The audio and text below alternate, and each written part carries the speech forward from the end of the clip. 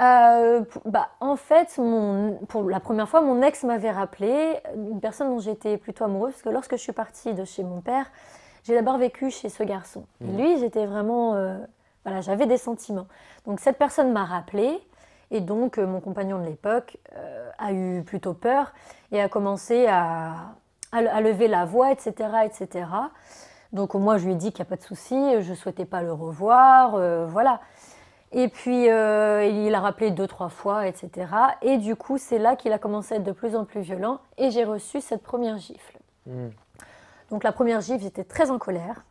Je lui ai tout de suite dit que ma maman avait vécu la violence et que jamais je la vivrais. Je lui ai demandé de prendre ses affaires et de retourner chez ses parents. Il n'a pas voulu, il n'a pas accepté. J'ai pris le téléphone, j'ai commencé à faire le numéro de sa mère, j'ai appelé sa mère.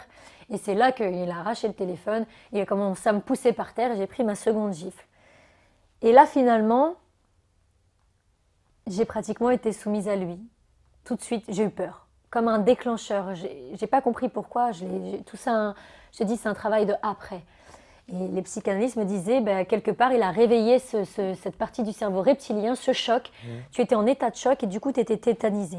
C'est pour ça que les gens disent, mais pourquoi ces gens-là restent? Pourquoi elles restent? Pourquoi elles partent pas? Pourquoi C'est elles les disent questions que rien? j'allais te poser, surtout après C'est avoir inconscient. connu, après avoir vécu toute cette C'est violence étant inconscient. petite. C'est-à-dire que j'ai fait ce geste, j'ai eu cette rébellion.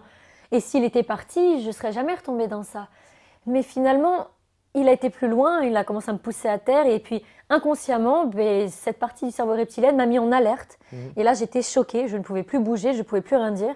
J'avais peur qu'il me zigouille ou j'avais peur de cette violence. Il y a une C'est évolution de la inconscient. violence? Oui, bien sûr. Elle se manifeste comment, cette Très évolution? souvent, c'est des violences psychologiques. Alors d'abord, c'est verbal. On te rabaisse, Ouais. ensuite on t'insulte, on te dit des sales choses. C'est des rabaissements, ensuite c'est des insultes. Et ensuite, ça fait plus rien.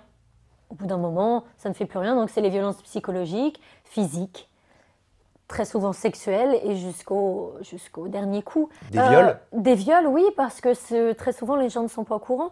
Mais ce n'est pas parce que on vit en couple qu'on ne peut pas être violé. Voilà. Le viol, ce n'est pas seulement dans la rue entre deux personnes qui ne se connaissent pas.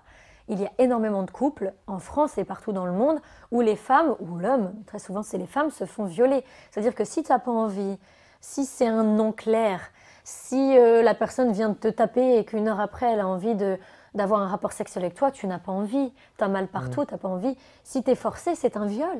Un viol, c'est pas qu'entre deux personnes qui ne se connaissent pas. Toi, tu n'avais pas tout cet aspect-là, en fait, de partage, d'envie. Au début, si, évidemment, mais au bout d'un moment, quand une personne te fait du mal, tu perds ta libido, il faut être très clair. Mais tu arrivais à faire la différence entre la normalité et ce qui n'était pas du tout normal dans ton couple, ou tu ne t'en rendais pas compte C'est un engrenage. à cette époque, hein. C'est un engrenage. C'est-à-dire que là, les gens pourraient ne pas comprendre, mais tu es soumis. Tu ne te rends plus compte. Comme un enfant qui est violenté, lui, il ne se rend pas compte que c'est pas normal. Toi, ça commence tout doucement. Je veux dire, c'est pas tout de suite où il t'arrache les cheveux, il t'enferme dans une cave, il t'attrape, il te viole. C'est pas tout de suite. Avant ça, il y a une soumission petit à petit. Et plus les choses vont, plus les choses avancent, et plus les choses vont de plus en plus loin. Ça se fait petit à petit. Je vais d'abord te mettre une petite tape, et puis je vais après te secouer. Et puis toi, tu repousses en fait la normalité, tu repousses le mal, tu repousses la souffrance dans ton être et sur ta peau. Un petit bleu qui au début était une catastrophe, après une ouverture, c'est plus une catastrophe.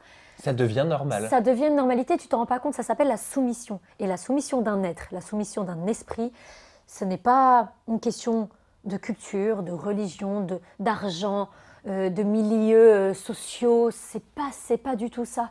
Les gens qui le font petit à petit, tout le monde, tous les cerveaux, tous les êtres ont une possibilité de rentrer dans cette soumission, on l'a vu. C'est la même chose qu'en état de guerre.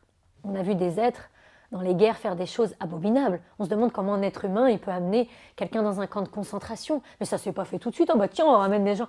Ça fait petit à petit. On leur explique qu'ils ne sont pas normaux, qu'ils sont différents, etc. C'est petit à petit.